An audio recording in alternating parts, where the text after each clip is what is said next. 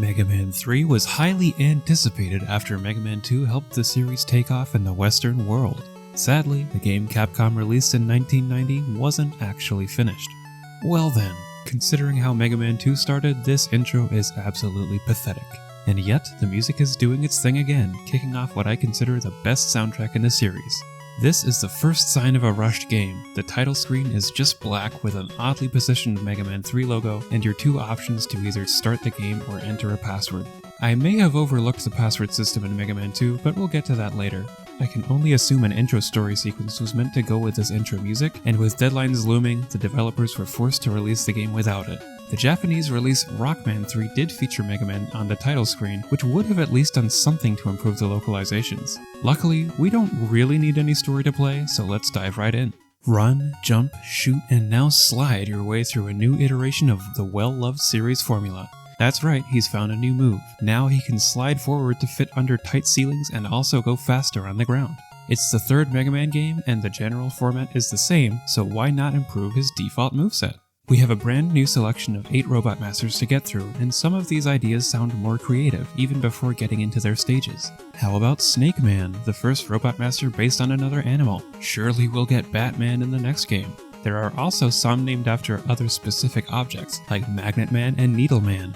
And then there's Hard Man. Say what you will, but he's got a point. This game is hard, man. He doesn't quite have as many points as Gemini Man's head, though. I had the usual dilemma of not knowing where to start, and there was no internet to find the optimal order back when Mega Man 3 released. Naturally, I looked up the recommended order to play these stages for the smoothest experience. The original concept for Mega Man games was to play the Robot Master stages in any order you want, and some games are more successful than others, this one not included. At this point in the series, I was already very familiar with how these Robot Master stages work. The stages are themed around each Robot Master's power, and end in a fight with a Robot Master. Defeating them gives Mega Man a new special weapon to use with limited ammo, and it's ideal to use these special weapons in a specific stage order. With all that in mind, let's take a look at Magnet Man's stage. You have to start somewhere with just a Buster Cannon in Mega Man's arm, and this is a popular choice. It's a simple beginning, and the magnet obstacles in the air are more of a minor inconvenience than anything. However, the level is quickly interrupted by a whistled tune, and a Mega Man-sized robot appears. He jumps and shoots in the same pattern over and over, and if you have that pattern down, this interlude lasts a little bit too long. Currently, you have no clue who this is, but I have a feeling this mysterious robot would have been in the missing intro sequence, because he appears in half of the Robot Master stages. The player must defeat him in order to move on, and it's very repetitive. The second half of the stage has some more dangerous uses of magnets, drastically affecting Mega Man's run speed. Combine that with, oh boy, the Yoku blocks are back for their third game. Fortunately, they're only in this level, but it's not an ideal experience to have in the supposedly optimal first level. Everything dealt more damage than I expected too, and that's probably because I had played Mega Man 2 on normal mode. By the time I reached Magnet Man himself, I was already missing that difficulty option. Not only was he taking large chunks of my health, the Buster also seemed very weak. Of course, this game was rushed, so maybe there was a plan to make a normal mode again for the weak Western world. However, considering the difficulty option was never seen again in the NES series, perhaps it was never going to happen here. I prefer accessible things like that, and sure, maybe I'm just not good enough to play these games as intended. When the Robot Master is defeated at the end of a stage, you'll get a similar cutscene revealing the new weapon Mega Man has obtained. It's definitely more polished than before, but it still doesn't preview what the weapon actually does, instead showing Mega Man's suit color change and the weapon name. Following this, the player is now shown a password by default, where it would be a menu option after stages in Mega Man 2. This is a very minor change, but I forgot to mention the system previously. These aren't terribly long games, but it's nice to be able to pick up where you left off, and that's what the passwords allow. From Magnet Man, I went to Hard Man, and his theme is all about rocks. He couldn't be called Rock Man because that's the Japanese title of Mega Man, and Stone Man wasn't thought of for another 2 games. His stage honestly isn't all that hard, but it did give me more faith in the stage designs. It was nice to see the Mets starring in the stage, the cutest enemies, now with some kind of mining job. They have the helmets for it, and they also have their big brute cousins called Pickle Man Bulls, driving excavators through the tunnels. One of the obstacles in the stage requires the use of Mega Man's new companion, Rush, a robot dog, who went unintroduced. Perhaps another element that would have benefited with a real intro for the game, since I was almost stumped at this part. The feature unlocked by default is the Rush Coil, where Mega Man can jump off him for a height boost. Hard Man was vulnerable against a magnet missile, and now Top Man is vulnerable to the hard knuckle. His stage is all about spinning tops, which is very inventive, and has a good selection of unique challenges. After this, Shadow Man is weak to top spin, a unique weapon that doesn't need to come out of Mega Man's arm cannon. All he needs to do is spin really darn fast. This ability is used up very quickly though. The shadowy part of Shadow Man's stage is when the lights turn off, hiding the layout of the stage. I was slightly disappointed by this, since this concept was already used in Mega Man 2, but it was a different enemy causing the blackout this time, and it was forced for much longer. Overall, it was another good stage, and now the Shadow Blade is the weakness for Spark Man. These last few stages have been strengthening my case for calling this the best soundtrack in the series. Capcom were definitely getting bolder with their graphics too, although sometimes the details they added didn't fully come together. Sparkman's stage isn't the easiest to look at because there's a lot happening visually. Nevertheless, the uses of sparks, as in electricity, are indeed very creative, and it leads to some evil platforming designs. Evil, yes, but not unfair. There's just one unfortunate thing that hinders the quality here. It lags. I don't think the over-the-top graphics are fully to blame, but the game as a whole can't handle many sprites sharing the screen. Mega Man 2 mostly ran smoothly, and the slowdown really sticks out in this game. It isn't too common in these default stages, but when you want to make the game harder later on, you would naturally want to add more enemies. We'll get to that mess in just a moment. The Spark Shock weapon abruptly breaks up the weakness loop. It's a weakness for Magnet Man and even Spark Man himself, but that's no use right now. It's supposedly a weakness for Snake Man, but deals the same damage as the Buster, so what's the point in using up the Spark ammo? Basically, if you play in this recommended order, the next boss will be a tougher challenge because you'll have to go back to the weak Buster to defeat them. Next up for me was in fact Snake Man, and the theme was even better than I expected. It's a very good looking stage, and I enjoyed the metallic green used in all the scaly walls and floors, some of them even part of an active robot snake.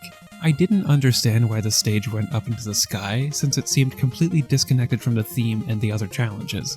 It was a tough fight for Mega Man and his Buster, but it earned the Search Snake weapon, which apparently enjoys hunting down Gemini Man.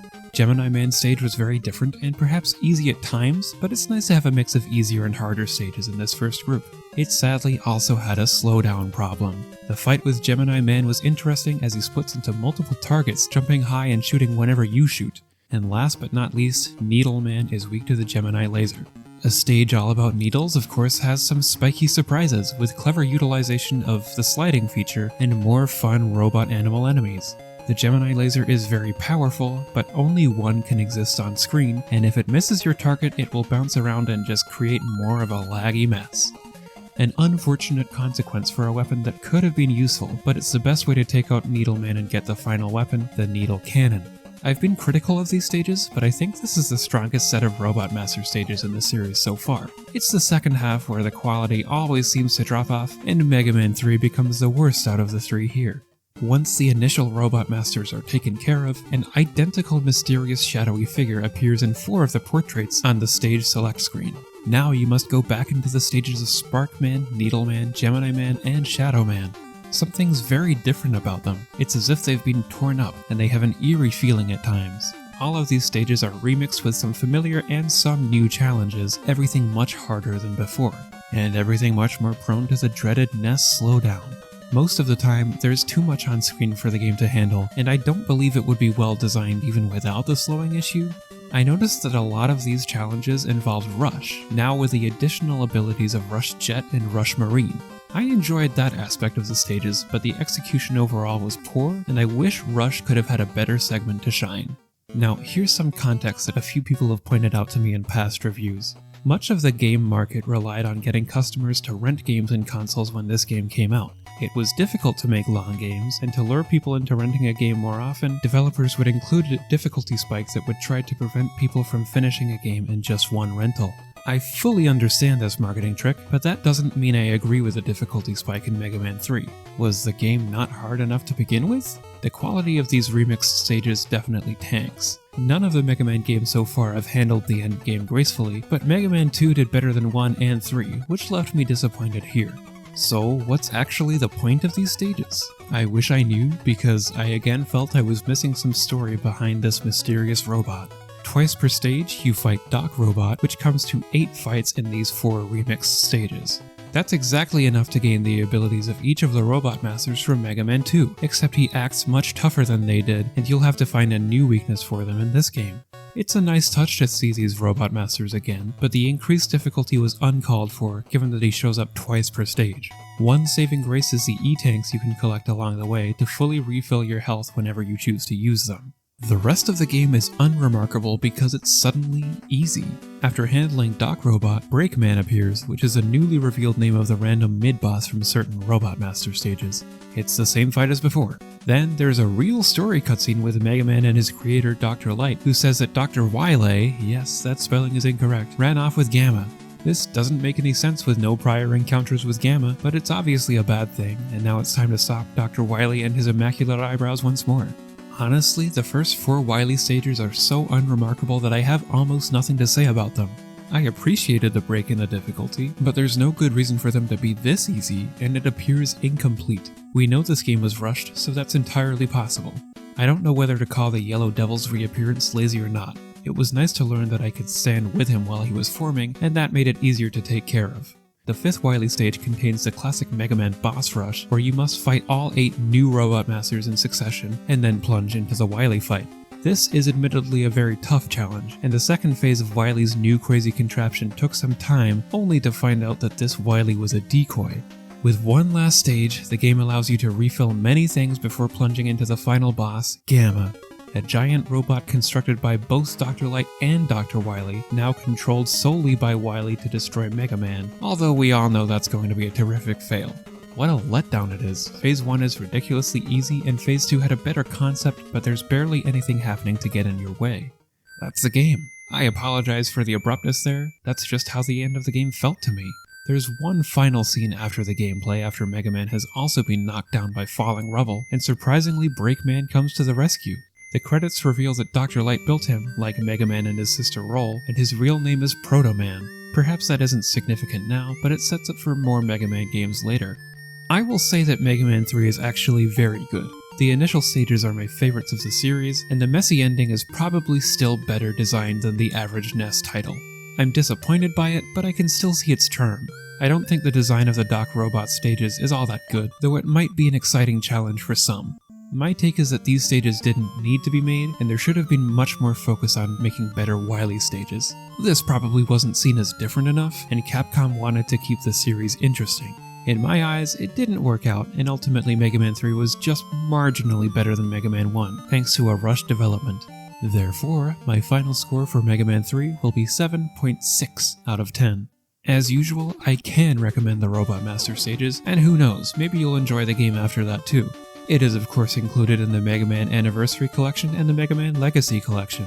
The first 3 Mega Man titles were also remade on a rival console, the Sega Genesis, as part of Mega Man The Wily Wars. This collection even included a new game called Wily Tower if all 3 Mega Man games were completed. At the time of its release, Mega Man 3 was received very well outside of Japan, making the cover page of Nintendo Power and receiving 9s across the board from Electronic Gaming Monthly, 1 point higher than Mega Man 2.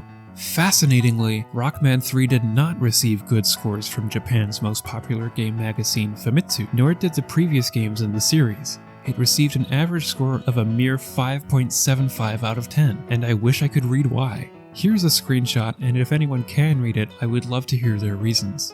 Tell me, did you agree with the points I've made? What rating would you give Mega Man 3 for the NES, initially released in 1990? Remember to like and subscribe and all that if you enjoyed, so that these YouTube stats can look a little prettier. As ever, thank you for watching, and please continue to be your own unique self. They fly now.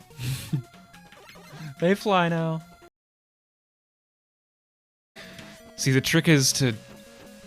What people can't see on stream isn't gonna hurt you.